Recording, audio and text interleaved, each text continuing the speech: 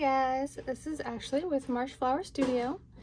The tiny tornadoes are in the background, so please forgive their slight interruption. For this video today, I had a request to do the pumpkin style number 2 a little bit more zoomed in so it's easier to see, I guess, that kind of third loop that I was using on the half double crochets.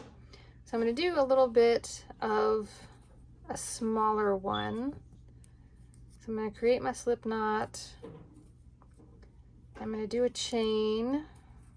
Let's see, 2, 3, 4, 5, 6, 7, 8, 9, 10.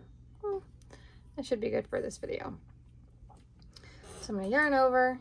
I'm going to go through that next stitch over that little top loop and pull through, so you've got 3 on your hook. Yarn over and pull through all 3, and you're going to do that all the way across.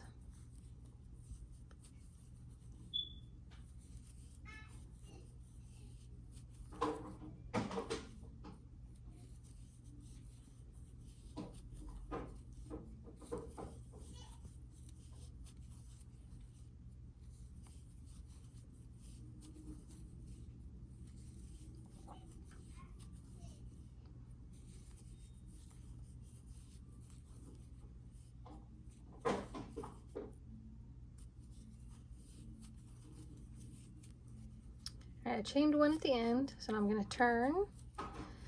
And as I was saying in the other video, I'll pull this out a little bit and use my yarn needle here for a second.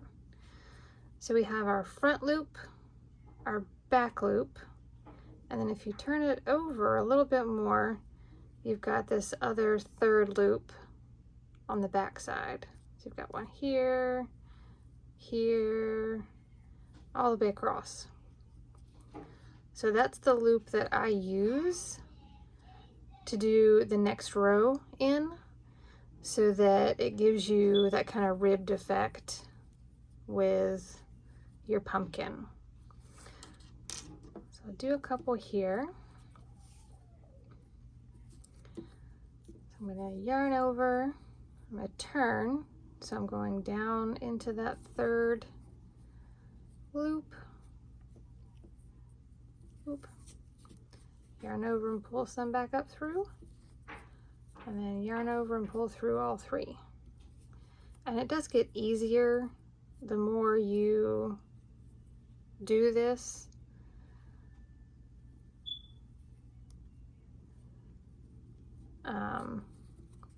Once you kind of get a row started, it's a lot easier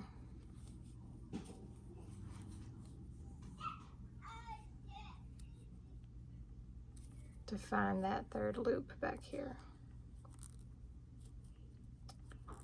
And my hook is not wanting to cooperate with me today.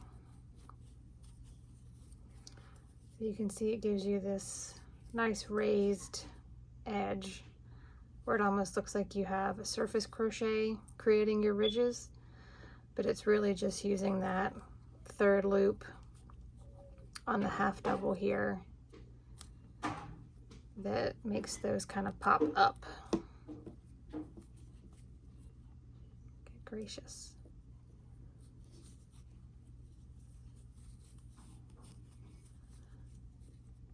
Normally I kind of use a 5mm hook for these, but I happen to grab my 4mm, and that's probably why I'm having a little bit more difficulty here.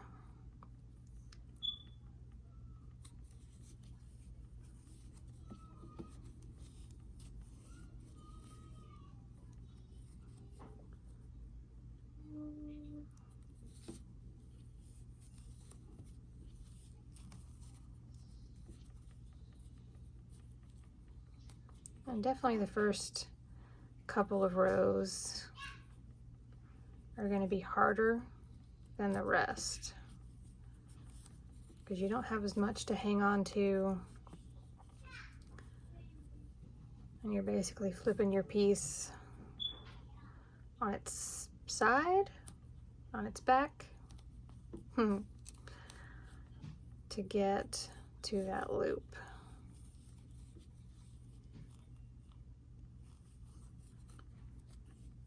Do one more here.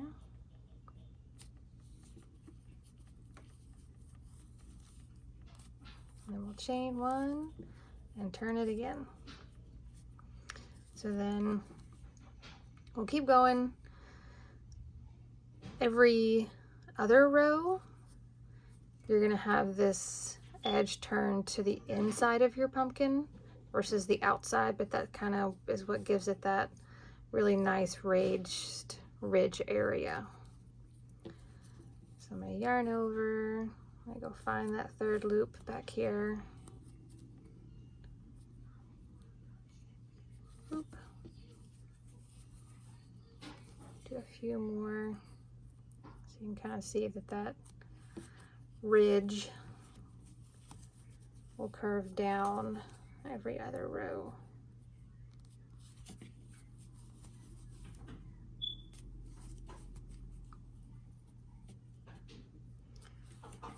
Sometimes just kind of playing around with where you put your stitches, even if it's just a single crochet, can really give your piece a nice different texture.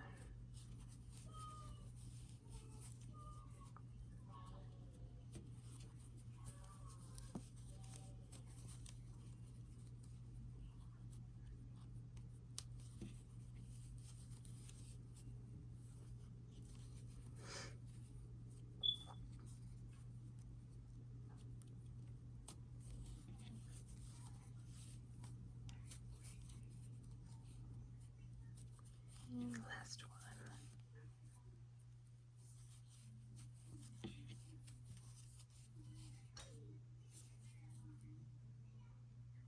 Okay.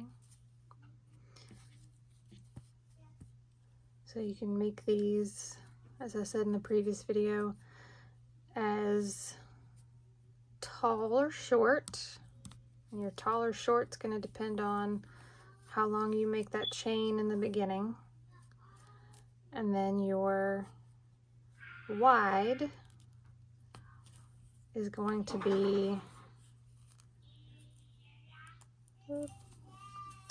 how long you make this piece. So your tall to short is decided on how long you make this initial chain to start making your rows, and then how wide your pumpkin is going to be is going to depend on how many rows you make. And remember, if you just kind of fold it in half to check the size, it's actually going to be smaller than what you see, because you have to remember that it's going to be in the round. So if you kind of tuck your sides in and create that more of a rounded shape, you'll see just how wide your pumpkin is. And most of the time you're going to want to add at least a couple more rows to get your pumpkin a little bit wider.